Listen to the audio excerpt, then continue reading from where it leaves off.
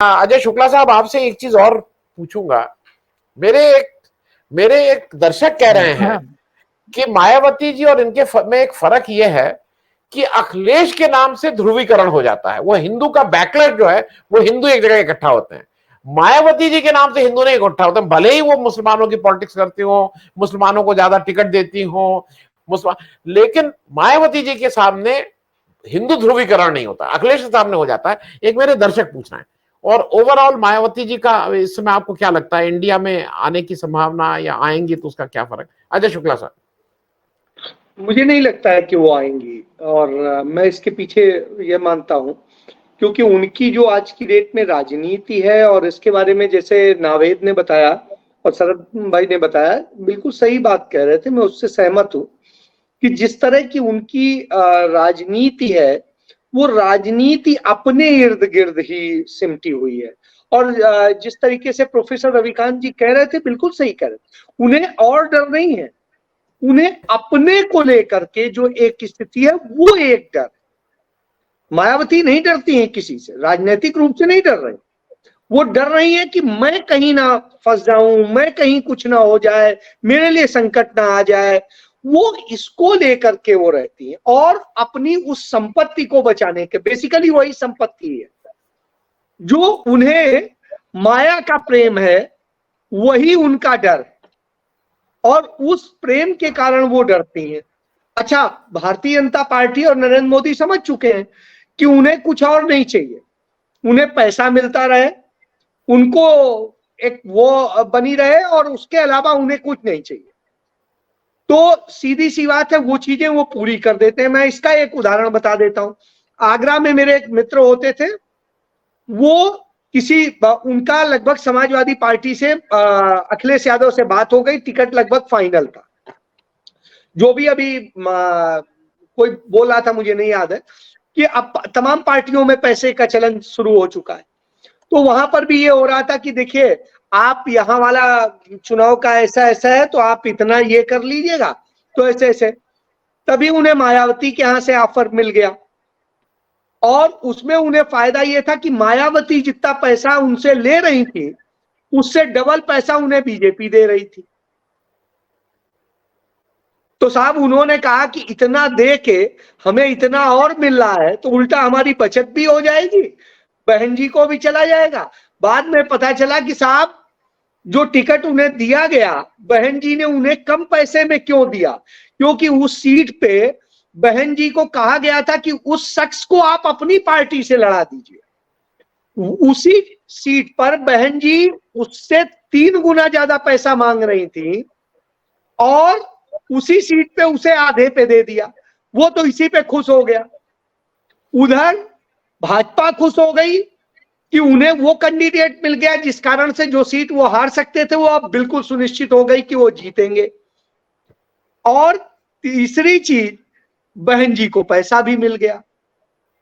तो साहब और क्या चाहिए? हमारे सारे काम हो रहे हैं, हमारे लोगों पे कोई देख नहीं रहा है। ईडी और वो चाहे जितना किसी ने आरोप लगा दिया हो, हमारी तरफ तो नहीं देख रहा है। तो जब नहीं देख रहा है, हमें सब सुरक्षित है, हमने पूरा ऐश कर लिया है, पूर्व मुख्यमंत्री के तौर पे हमें जो जितनी चीजें हमने बतौर मुख्यमंत्री हासिल करी थी, वो हमने स्थायी कर ली। और उन्हें इस सरकार ने कहा कि नहीं ठीक है, हम आपके उस पर कोई कटौती नहीं करेंगे। तो साहब जब सारे फायदे मिल रहे हैं, तो फिर जाता क्या है? तो इस तरह की स्थितियां हैं। इसलिए मायावती को नहीं लगता है कि उन्हें वो आखिरी दौर तक देखेंगी। उन्हें यदि लग रहा है कि केंद्र में भाजपा की सरकार बनने की स्थिति है, तो हम नहीं जाते, और यदि नहीं भी बनने की स्थिति है तो बीच में रखेंगी कि यदि कहीं थोड़ा सा इधर उधर हुआ तो हम इधर भी लपक लें, ये भी अपनी गुंजाइश रखेंगी। बिल्कुल सही।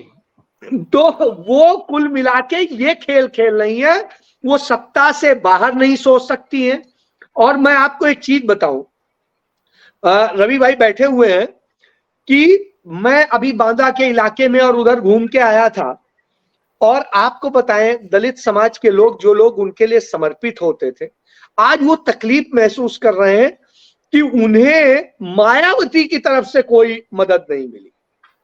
और फिर सपा उन्हें जो ले सकती थी, अपनी तरफ कर सकती थी उनके लिए आवाज बनके, उसने कोई कोशिश नहीं की और उन्हें मजबूरन भाजपा का दामन थामना पड़ा है। वो नहीं भाजपा में रहना चाहते, क्योंकि भाजपा में जाके वो रोज बेइज्जत होते हैं, रोज बेइज्जत होते हैं। वो महसूस करते हैं कि हमें नहीं रहना चाहिए, लेकिन हमारे पास ऑप्शन नहीं है। तो रवि भाई बिल्कुल सही कह रहे थे, कांग्रेस का संगठन हो ना हो, चीजें हो ना हो, आज लगने लगा है मुस्लिम समुदाय को भी कि जब मुसलमानों के साथ इतनी बुरी तरीके से व्यवहार हो रहा था कोविड के दिनों में, और उसके बाद में समाजवादी पार्टी कहां लड़ने आई, लेकिन स्टेक न होते हुए भी उन सारे मुद्दों पे कांग्रेस पार्टी बोली है, लड़ी है, खड़ी हुई है।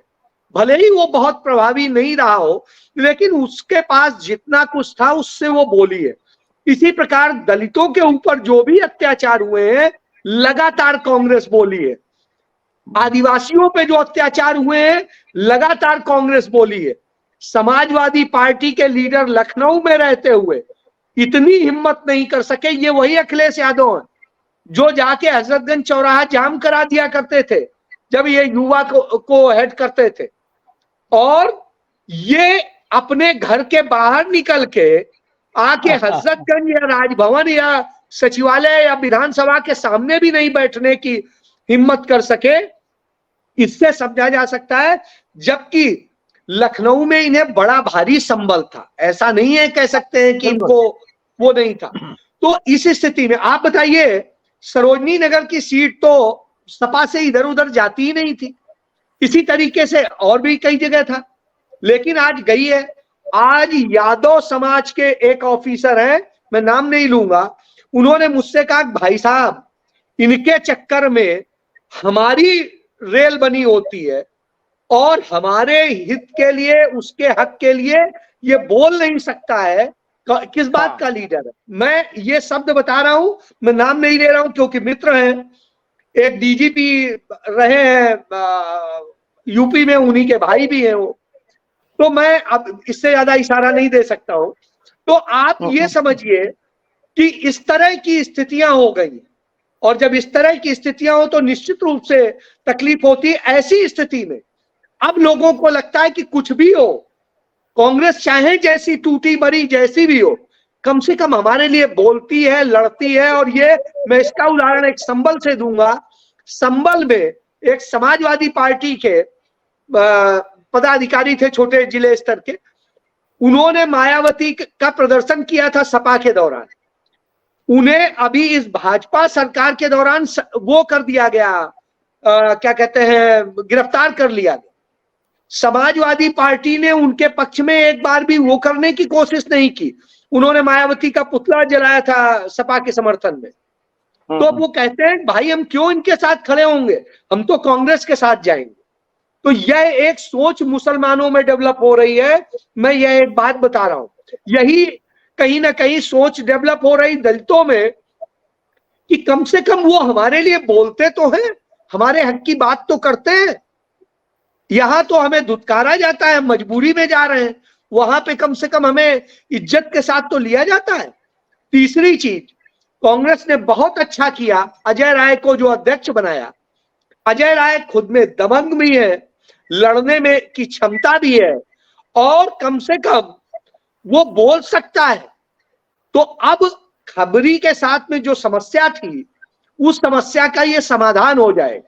वो निजी तौर पे अपने एक क्षेत्र विशेष को, क्योंकि अब रवि भाई के ही क्षेत्र के हैं इसलिए वो हमसे ज्यादा उनको जानते हैं, तो मैं इतना ही कहूंगा कि वो जो है उनमें लड़ने की क्षमता कभी नहीं थी। अध्यक्ष क्यों बनाया गया मुझे आज तक नहीं समझ में आया। कांग्रेस को जब मरने के दिन हो, कम से कम उन दिनों में तो आप अपने आप को जिंदा बनाने के लिए कुछ कर लो। बड़े दिनों बाद उन्होंने एक ठीक लीडर लिया है जो कम से कम लड़ सकता है। और उनकी लड़ाई मैंने बतौर क्राइम रिपोर्टर देखी है कि जब उनके भाई की हत्या हुई थी और उसके बाद में वो आते थे और लखनऊ में करते थे और लोग जिस तरीके से, तो उन्होंने लड़ाई लड़ी है। तो वो लड़ना जानता है और विपरीत परिस्थितियों में लड़ा है। जी मैं शरद भाई चलते चलते लास्ट 1 मिनट में अजय भाई आपसे एक प्रश्न है, लेकिन उससे पहले मैं दर्शकों को याद दिलाने के लिए, हरदम याद रखिएगा 77 का नायक राजनारायण जी, जिन्होंने इंदिरा गांधी को एक बार कोर्ट में और एक बार ठीक वोट से हराया था, 77 के बाद जब जनता पार्टी को तोड़ने के नायक भी वही बने या खलनायक भी बने, और इंदिरा गांधी के साथ वो स्टिच करने का और चरण सिंह को बनाने का, तो इसलिए ये कहना कि वो उनके साथ थे, वो थे, ये संभावनाएं ऐसी हैं कि कौन किसके साथ रहेगा मुश्किल है। मेरा अजय भाई आपसे एक ही चीज है, मैं अभी भी एक चीज मान रहा हूं, एक तो मैं नवेद साहब चले गए, मैं वो रहते तो अच्छा था, उनका कहना है कि कोई दूध का धुला नहीं है, मैं इसको नहीं मानता हूं। बीजेपी के लिए आप दूध के धुले अगर हैं, तब भी अगर मुझे आपको तंग करना है तो मैं आपको तंग करूंगा।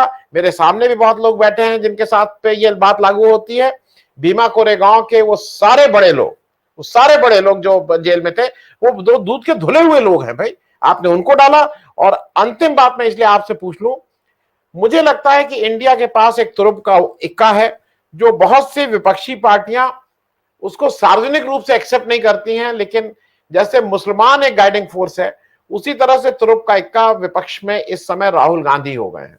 राहुल गांधी की वजह से अगर वो जिस तरफ जा रहे हैं, वोट कितने मिलेंगे ये मुश्किल चीज है, लेकिन लोगों के मनोभावना, लोगों की सिंपैथी, लोगों की इच्छा राहुल गांधी मोड़ने में इस समय देश के अकेले नेता मेरे ख्याल में है जो सक्षम है। मैं अजय भाई एक बहुत क्विक टिप्पणी ऑन राहुल गांधी। अजय भाई, राहुल गांधी एज इंडिया के एक बाइंडिंग फैक्टर कह लीजिए, सबसे बड़ा स्टार कह लीजिए, वोट कैचर कह लीजिए। बिल्कुल सही, स्वाभाविक सी बात है। और जिस तरीके से उन्होंने चीजों को उठाया है, मुद्दे उठा रहे हैं, लगातार उठा रहे हैं। अभी आप देखिए इन दिनों लद्दाख में, और वहां की पूरा स्टडी कर रहे हैं, वहां के मुद्दे उठाए, और आज उन्होंने जो 3 दिन पहले कहा था, आज साबित हो गया। 3-4 दिन पहले जो उन्होंने कहा था, किस तरीके से चाइना हमारे यहाँ क्या साजिश रच रहा है, किस तरीके से, वो सारी चीजें हैं। वो जब जाते हैं, आप देखिए दक्षिण में जाते हैं, दक्षिण की समस्याओं को लेकर के, और जब उनको मुद्दों को उठाते हैं, वो सही साबित होते हैं। वो मणिपुर जाते हैं और मणिपुर के लोगों की जो समस्याएं बताते हैं, वो सामने आ जाती है। मतलब कुल मिला के स्थिति ये है कि वो जिस भी क्षेत्र में जा रहे हैं, जहां पर भी बोल रहे हैं, कह रहे हैं, वो लगातार आ रहा है। अब देखिए वो अमेरिका जाते हैं, वहां भी बोलते हैं, यूएस में भी बोलते हैं, और भी जगह जहां जाते हैं। अभी उनकी कुछ विजिट है सितंबर में कुछ कंट्रीज में, वहां पर भी उनको, और वो उसी आक्रामक भाव से बोलते हैं। तो ये एक बड़ी चीज है कि उनका बोलना, हर चीज का स्टडी करना, जमीनी हकीकत जानना, यही उनकी ताकत है। और इसी बूते वो एक मजबूत स्थिति बना रहे हैं। और मैं आपको एक चीज बताऊं कि बड़ी अजीब सी चीज लगती है, हर समय तो आदमी नहीं चल सकता है, वो कर सकता है, लेकिन उसके बावजूद वो लगातार चलते हैं, लगातार चीजें करते हैं, हवा में बात ना करें बाकी नेताओं की तरह। जहां की बात करूं मैं, वहां मौके पे गया हूं, जो कहूं। इसका एक सबसे बड़ा उदाहरण ये रहा कि संसद में जब वो भाषण दे रहे थे और मणिपुर पे बोल रहे थे, भाजपा के नेताओं ने कहा कि नहीं आप ये गलत बोल रहे हैं, तो उन्होंने कहा मैं झूठ नहीं बोलता हूं। और अगले दिन कांग्रेस पार्टी ने वही बयानों के, जो सचमुच उन्होंने जो बोला था, उसका वीडियो जारी कर दिया। हालांकि कांग्रेस ने पहले नहीं जारी किया था, फिर इस मजबूरी में जारी किया कि देख लो ये हम सच बोल रहे हैं। तो ये बड़ी चीज है कि वो सबूतों के साथ बोलते हैं, तथ्यों के साथ बोलते हैं, इसलिए वो मजबूत है। और वो आज सबसे ज्यादा बेदाग नेता है, क्योंकि जो उन पर आरोप लगे हैं, पिछले 9 साल से सारी शक्तियां लगी हुई हैं, एक सबूत, एक चीज नहीं दाखिल कर पाए, आज तक चार्जशीट नहीं दाखिल कर पाए। जब सारी सरकार, सब कुछ तुम्हारा है, फिर ऐसा क्यों हो रहा है? यह बताता है कि वो बेदाग भी हैं, निर्दोष भी हैं, और उन्होंने कहीं कुछ गलत नहीं किया है। जी जी।